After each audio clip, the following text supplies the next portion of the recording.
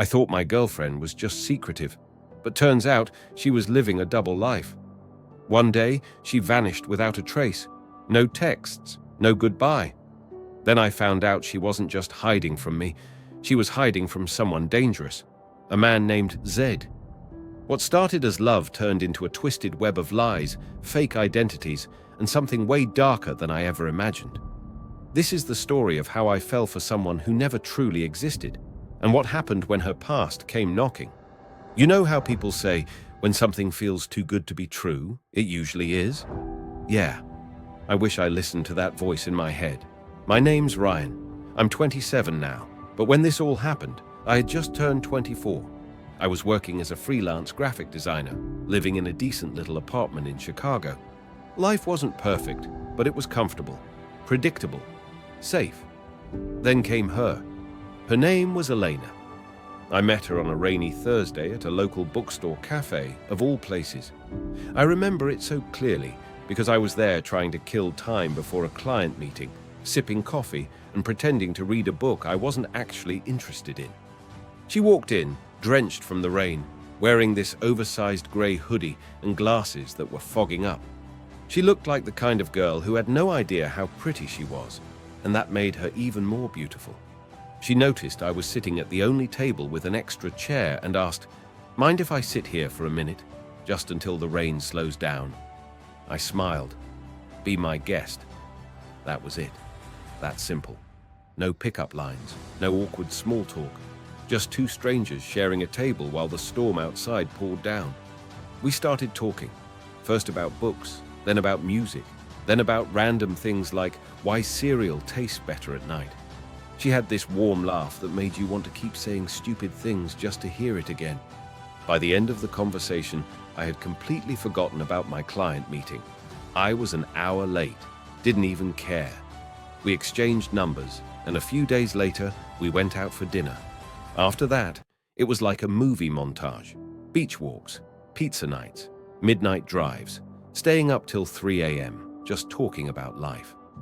I had never felt that kind of connection before. She made me feel understood, seen, like I wasn't just another guy in a big city, like I mattered. But here's the thing about movies. They cut out the boring parts, the weird parts, the cracks in the perfect picture. And looking back, those cracks were there. I just didn't want to see them. The first red flag. About 2 months into dating, I noticed something odd. Eleanor never invited me to her place, not once. She said she lived with a roommate who worked night shifts and was super picky about having guests over. That seemed fair at first, until I realized I had no idea where she even lived. When I asked her, she'd always say something vague like, "Oh, near the north side," or "around Logan Square," but never a specific address. If I pushed, she'd change the topic or kiss me to distract me. And honestly, it worked.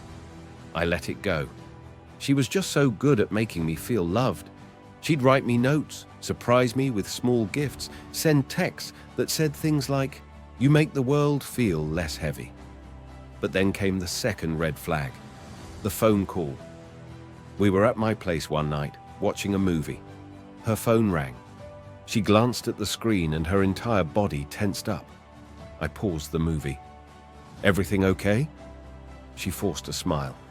"Yeah, just my aunt. She calls a lot. I'll call her back later." But something felt off. She kept glancing at her phone like it was a bomb about to explode. When she went to the bathroom, I know it's not great. I peeked at her screen. Just one word on the notification. Brad. Brad wasn't her aunt. I didn't say anything that night. I wanted to believe her. I needed to believe her. I told myself it was probably just a friend, or a cousin, or maybe even an ex who hadn't let go. But deep down, the seed of doubt was planted. The beginning of the unraveling weeks passed. Things were weird. She'd disappear for entire weekends and tell me she was visiting her sick grandma. Then I'd see photos on Instagram, her tagged in pictures at a music festival with people I didn't know. She always had an excuse ready. I started asking more questions. She started getting defensive. One night, I told her I felt like she was hiding something. She got quiet, looked me dead in the eyes and said, "Ryan, if you don't trust me, then maybe we shouldn't be doing this." And that was the kicker, because I didn't want to lose her. So I backed down, apologized, said I was just being paranoid. But the truth was, I wasn't paranoid enough. The discovery that changed everything. It happened completely by accident. One of my friends, Jared, matched with a girl on a dating app. He thought she looked familiar and showed me the profile. I nearly dropped my phone. It was Elena. Different name, different age. But the photos. Used to her. I messaged her on the app from a fake profile just to be sure. She responded, flirted, even said she was single and ready for something real. My heart dropped. I felt sick. I couldn't eat, couldn't sleep. I confronted her the next day. Her reaction. She didn't deny it. She didn't cry. She didn't even look surprised. She just sighed. "I was going to tell you eventually," she said. Turns out, she wasn't just dating me or using dating apps. She was living multiple lives. She had another guy she'd been seeing for over a year. She'd met me while things were rocky with him and didn't want to choose. So she didn't. She kept both, and I was just one of many. You ever have that feeling when your stomach just drops? Like all the blood drains from your body in an instant? That's what it felt like standing there, hearing her say, "I was going to tell you eventually." No shock, no tears, no begging. Just calm. Cold, like she'd done this before. I asked her, "How many others, Eleanor?" She looked away and shrugged. Does it matter? Does it matter? I'd spent months believing this girl was my future. I had talked about moving in together, about road trips, about maybe even adopting a dog. I had opened up to her in ways I hadn't with anyone in years, and she was asking if it mattered how many people she'd lied to. I was numb. She didn't even try to fight for it. No, I love you. No, please forgive me. Just a quiet, almost bored, "I didn't mean to hurt you. Didn't mean to." That line stayed with me. After that, I cut her off completely, blocked her on everything, deleted every picture. I even took down the framed photo of us that had been sitting on my bookshelf, the one where we were both smiling at the beach like we didn't have a care in the world. My friends were pissed on my behalf. Jared wanted to confront her. My sister offered to DM her some choice words.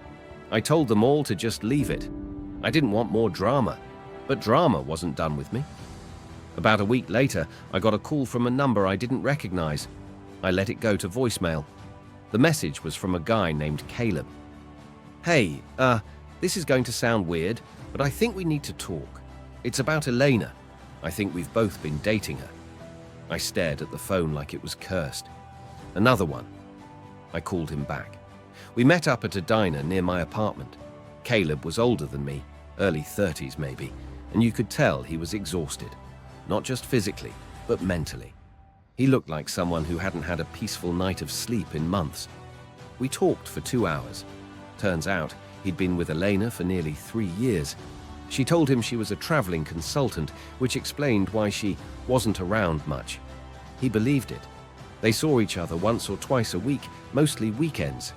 She kept everything separate, never introduced him to her family, avoided photos, made excuses. Sound familiar? Here's where it got worse. Caleb had been thinking about proposing. He'd bought a ring. He had it in his car that night. He even showed me. A simple gold band with a tiny diamond. Nothing flashy, just meaningful. He said, "I wanted to give it to her next weekend. Something was just off lately. I needed to know before I did something stupid." I didn't know what to say. We sat there in silence for a while, just two strangers united by the same betrayal. Then he asked me, "Do you think we were the only ones?" I wanted to say yes. I wanted to believe it was just the two of us. But deep down, I knew the truth. Caleb and I decided to dig a little, not out of revenge, but for closure. We wanted to know just how deep the rabbit hole went. We created a fake profile on the same dating app she used, same photos, same bio. Within 24 hours, we had 3 matches that confirmed she was active. One guy even said he had gone on a date with her the week before. That brought the count to at least 5 guys, and who knows how many more there were. Somewhere between shocked and disgusted, I found myself laughing, like a dry, bitter laugh you can't control. The kind that doesn't come from humor, but from disbelief. Elena had built a life out of lies. She didn't date people, she collected them. For weeks, I couldn't trust anyone. Every girl I talked to, every compliment I got, felt fake. I started overthinking every message, every delay in a reply, every busy day at work. It felt like my brain had been rewired. But here's the part that really messed me up. One day, maybe 2 months after everything went down, I got a letter in the mail. No return address. Just my name on the front, written in handwriting I recognized instantly. It was from her, a 4-page letter.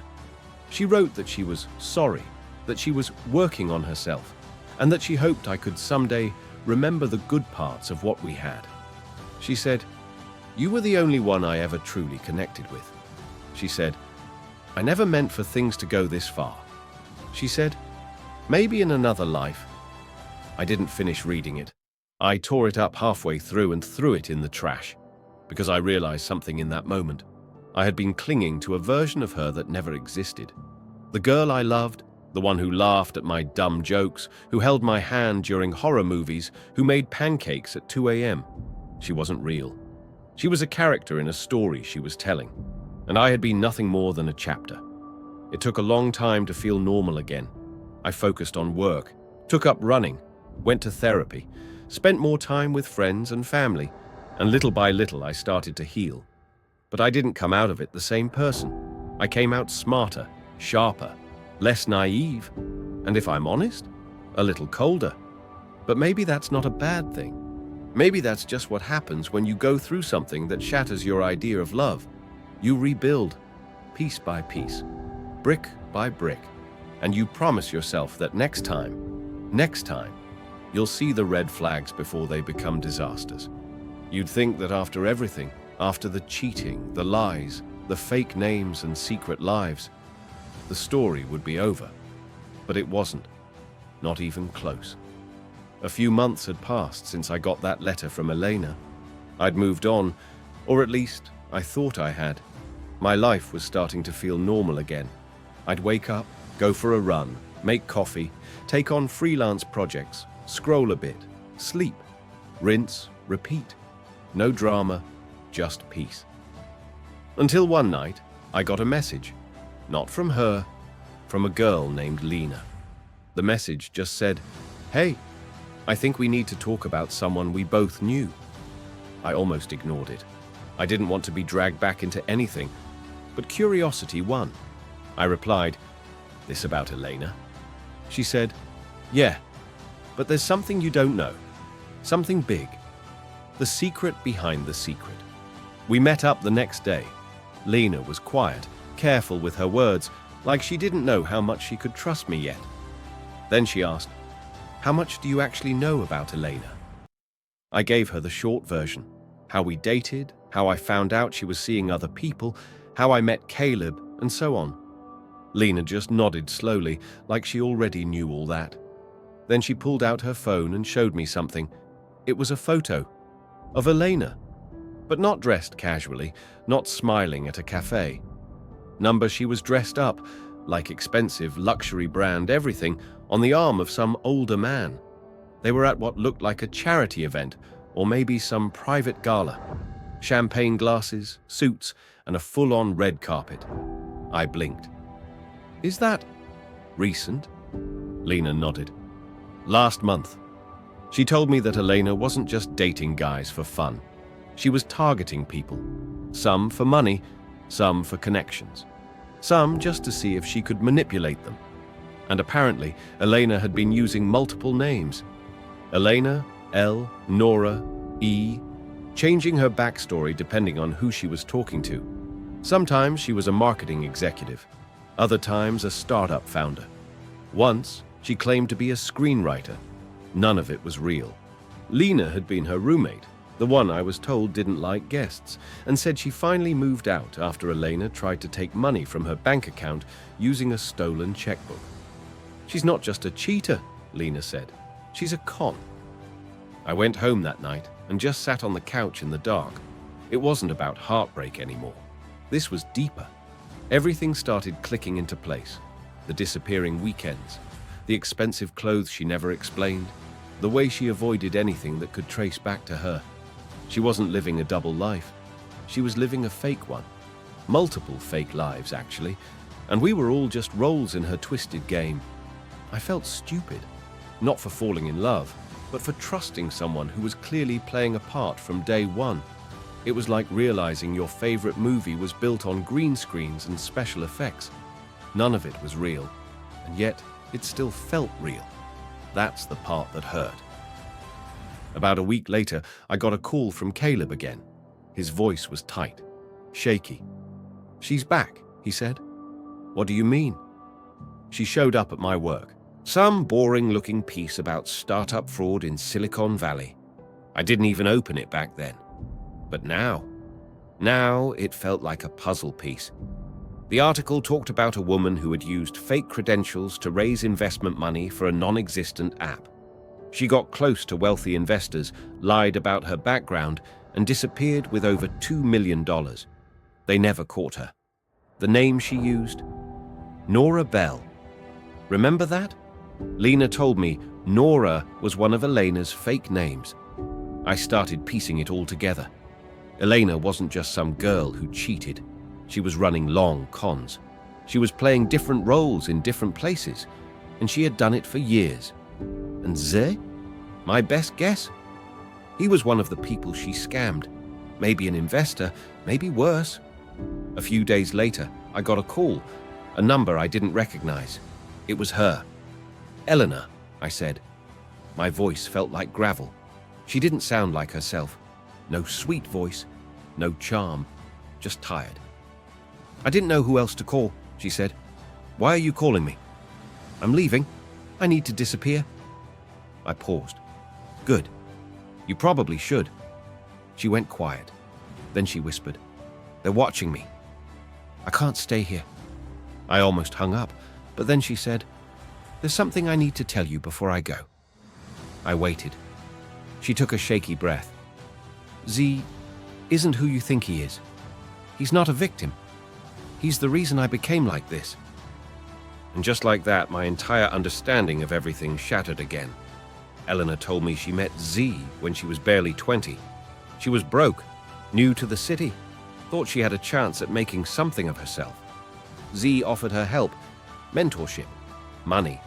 He trained her, taught her how to lie, how to blend in, how to build fake identities, run soft scams, use dating to manipulate people emotionally and financially. At first, she said, it felt exciting, like a game. But over time, she wanted out. Z didn't let her go. He threatened her, used her past against her, said if she stopped, he'd take her down with him, that he'd ruin her and anyone she cared about. And she believed him. So she kept going, not just for survival, but because she didn't know how to be anything else anymore. She said she wasn't calling for forgiveness. She just wanted someone to know the truth. Then she hung up. No goodbye, just silence. Where she went, I don't know. I haven't heard from her since that day. The number stopped working. Her accounts vanished. Even Lena said she had no clue where she went. Some nights, I wonder if she's still out there, starting over somewhere under a new name, maybe pretending to be someone else all over again. Or maybe finally trying to live a real life. And sometimes I wonder about Z, if he's watching, if he knows I know, if he'll ever come knocking. But more than anything, I wonder how many people out there are living lives like this, pretending, lying, hiding. How many are wearing masks so well, even they forget what's real? So why tell this story? Because it taught me something important. People aren't always who they say they are. And sometimes love doesn't just hurt, it destroys. But even through all of that, I survived. I picked up the pieces. I learned to trust myself again, slowly. And maybe that's the point. Maybe life throws people like Elena into your world so you learn what not to fall for. So you learn the value of honesty, of peace, of quiet mornings with no lies in your bed. And if Elena ever hears this, wherever you are, I hope you find whatever it is you were running from. But I hope you stop running someday. Because eventually, no matter how good you are at faking it, the truth always catches up. It had been weeks since that final call. Elena was gone. No more texts, no updates, nothing. Just an empty space in my life where a firestorm had once lived. I was trying to move on, really. But one thing kept clawing at the back of my mind. Z, if Elena was telling the truth, if Z was the one behind all of this, then he was the real puppet master. And I didn't like the idea of him still being out there, watching from the shadows, pulling strings. I started digging again. Not because I needed drama, but because I needed closure. I remembered the voicemail Lena had played for me. I had a copy saved on a USB. Something about that voice. I couldn't shake it. So I posted a cleaned-up clip anonymously in a few deep web forums and online communities that track scam artists and blackmailers. I didn't expect much. But a few days later, I got a message from someone who went by Observer13. They said, "That voice belongs to a guy named Zachary Holt. He used to run shell companies out of Eastern Europe, tied to crypto laundering, dating app scams, fake real estate listings. He vanished 5 years ago." And just like that, I had a name. Zachary. Z. I didn't know what I was hoping to find. Some news article about his arrest? A leaked photo. What I did find was a string of offshore company listings under fake names, all connected to the same mailing address in Dubai. I wasn't going to Dubai. But now I knew. This guy was real. He wasn't just some bogeyman Elena made up to escape blame. He existed. And more than that, he was still active. I passed the info on to the same community that had helped me. I figured they could do more with it than I could. Maybe warn others, maybe get authorities involved. But me? I was done chasing shadows. About a month after all this, I got a letter, not an email, not a DM, a physical letter, no return address, just my name, printed in neat handwriting. Inside was a single page, written in Elena's handwriting. The letter. "Ryan, if you're reading this, it means I finally got away. Or I didn't. And this letter was sent by someone else. Either way, you deserve to know the rest. I never planned on dragging you into this. You were the one good thing I found in a life that was built on lies. But I didn't know how to stop. Z used me, broke me down and rebuilt me into something cold. Something fake. I became a mirror of what he wanted. Charming, detached, untouchable. You made me feel real again. That terrified me. I lied because it was the only thing I knew. But I loved you, as much as someone like me could. I'm sorry for all of it. I hope you live a quiet, beautiful life. The kind of life I never could." That was the last I ever heard from her. No signature. No return address, no way to trace it. But I knew it was real. I could feel her in every line. The version of her that I once believed in. The version that maybe, deep down, had been real too, even if just for a moment. So what did I learn? That people are complicated.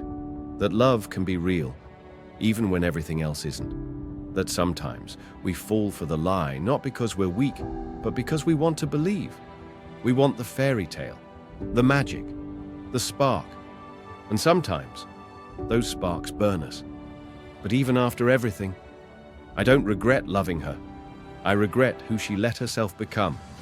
If you're out there, Elena, I hope you found peace. I hope you're not running anymore. And if you are, I hope one day you'll stop. Because eventually, no matter how many names you hide behind, how many lies you stack like cards, they all fall down. If you're still watching, wow. You just lived through one of the wildest stories I've ever told. But now I need to hear from you.